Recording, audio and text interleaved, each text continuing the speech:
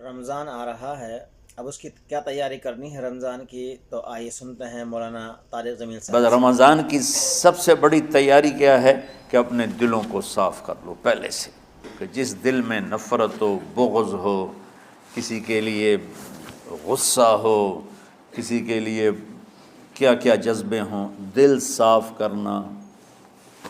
ہمارے گھروں میں روزانہ جھاڑو ہوتا ہے، یہاں مدرسے میں روزانہ صفائی ہوتی کہ نہیں ہوتی؟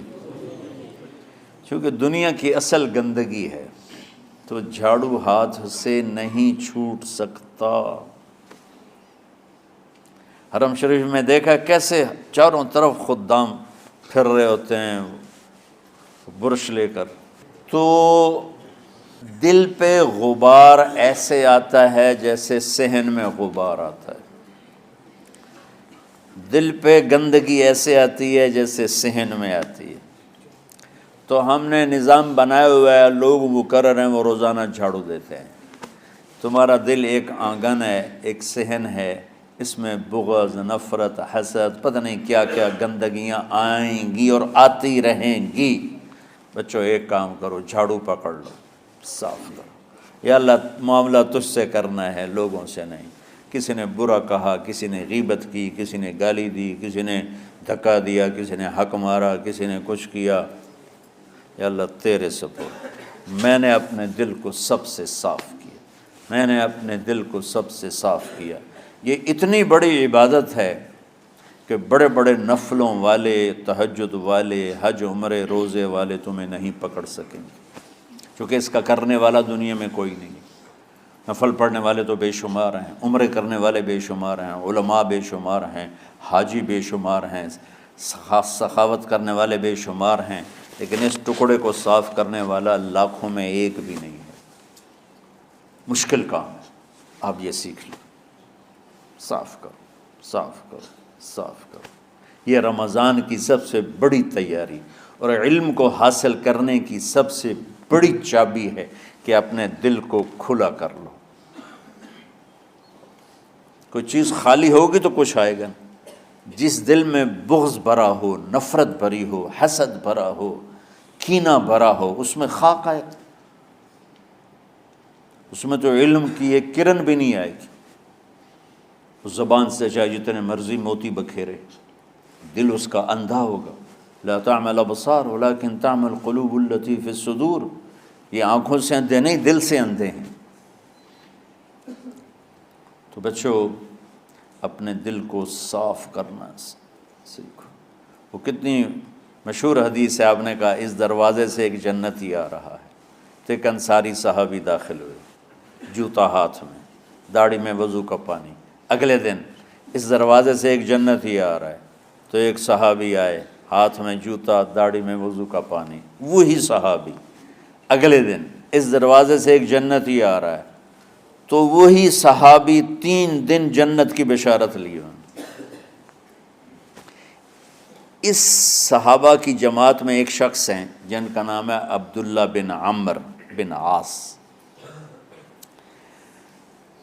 ان سے بڑا عبادت گزار صحابہ میں کوئی نہیں تھا، نہ سابقین میں نہ متاخرین میں، نہ پہلوں میں نہ بعد والوں میں۔ ان کی عبادت کیا تھی؟ ساری رات جاگنا، سارے دن کا روزہ، اور ایک ختم قرآن صبح سے شام تک۔ اتنی اللہ نے طاقت دی تھی۔ پھر وہ غلو والی بات آ گئی،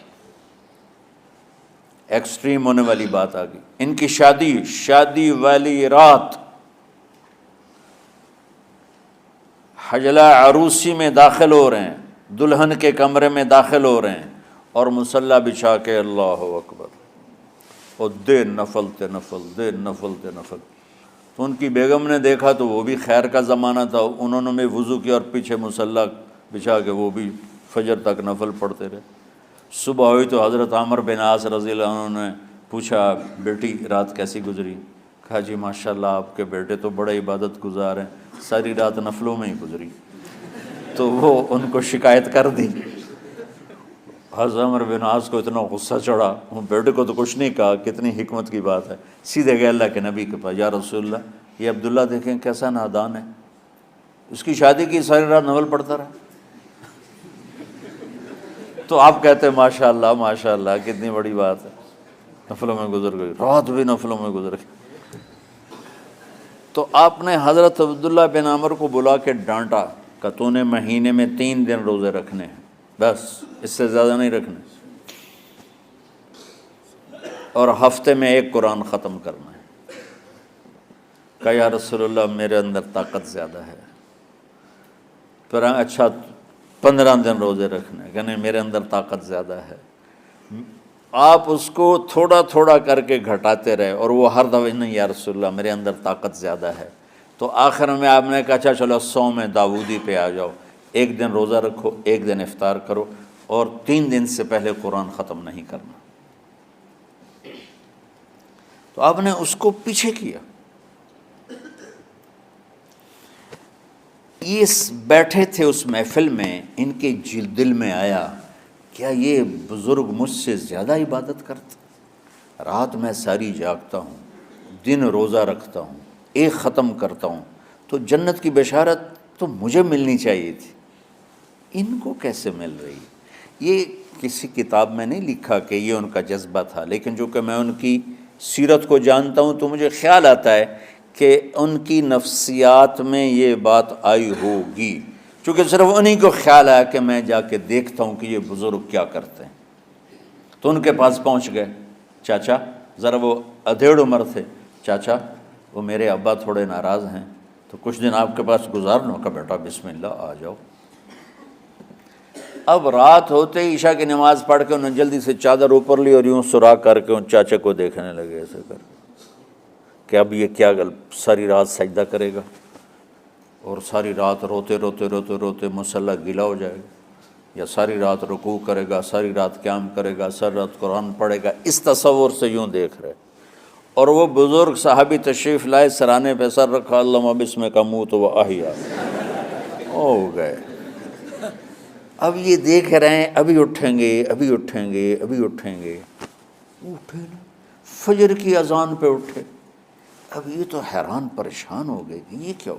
اس زمانے میں تو منافق تہجد نہیں چھوڑتے تھے ڈر کے مارے کہ پتہ نہ چل جائے ہمارے کفر کا. تو یہ چاچا جنت بھی لے گیا تو ستا بھی پیا کہ چلو کل دیکھوں گا. اگلی رات پھر چادر سر پہ کر کے اور یوں سوراخ کر کے لیٹے ہوئے اور دیکھ رہے.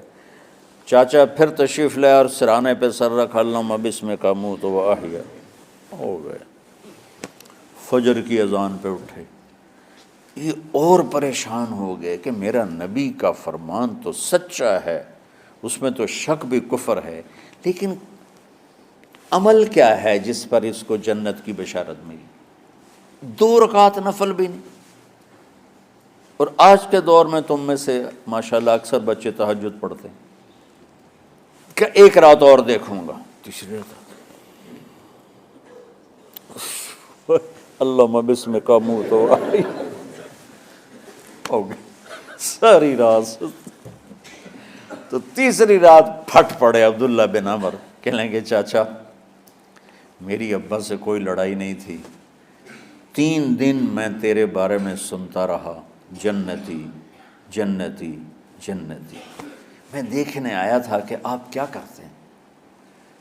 آپ تو کچھ بھی نہیں کرتے ہو، ساری رات سوتے رہتے ہو، اب کیا کرتے ہو؟ ان کا بیٹا یہی ہے جو تم نے دیکھا ہے. اب ان کو سمجھ میں نہیں آ رہا کہ یہ جوڑ کیسے بٹھاؤں، ادھر جنت کی بشارت، ادھر ساری رات خراٹے.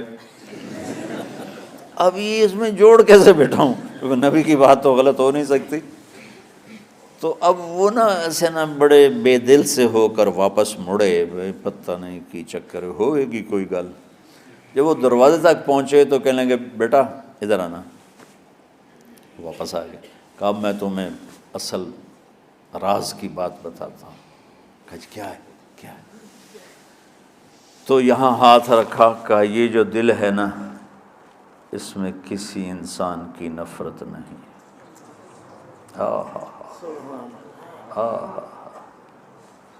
اور جب اللہ کسی کو رزق دیتا ہے، عزت دیتا ہے، مجھے کبھی حسد نہیں ہوا، مجھے خوشی ہوتی.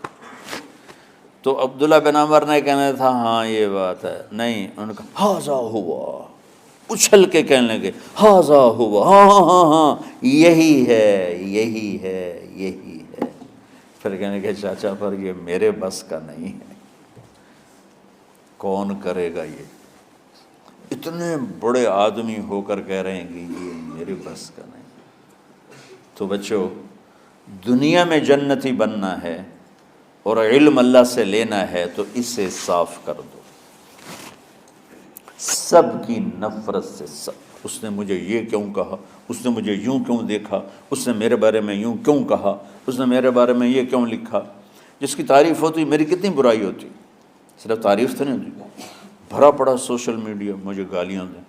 اللہ کے فضل سے میرے دل میں ایک ذرے کے برابر کبھی کوئی منفی جذبہ نہیں آیا، آئے تو میں دھو کے صاف کر دیتا ہوں، یا اللہ میں نے اپنے دل کو صاف کیا، میرا معاملہ تیرے ساتھ ہے، کسی کے ساتھ نہیں۔ یہی آپ رمضان کی سب سے بڑی تیاری، علم کے حاصل کرنے کا سب سے بڑا ہتھیار آپ کو یہ نہیں ہے کہ تمہیں کتابیں یاد ہو جائیں، تمہیں اشعار یاد ہو جائیں۔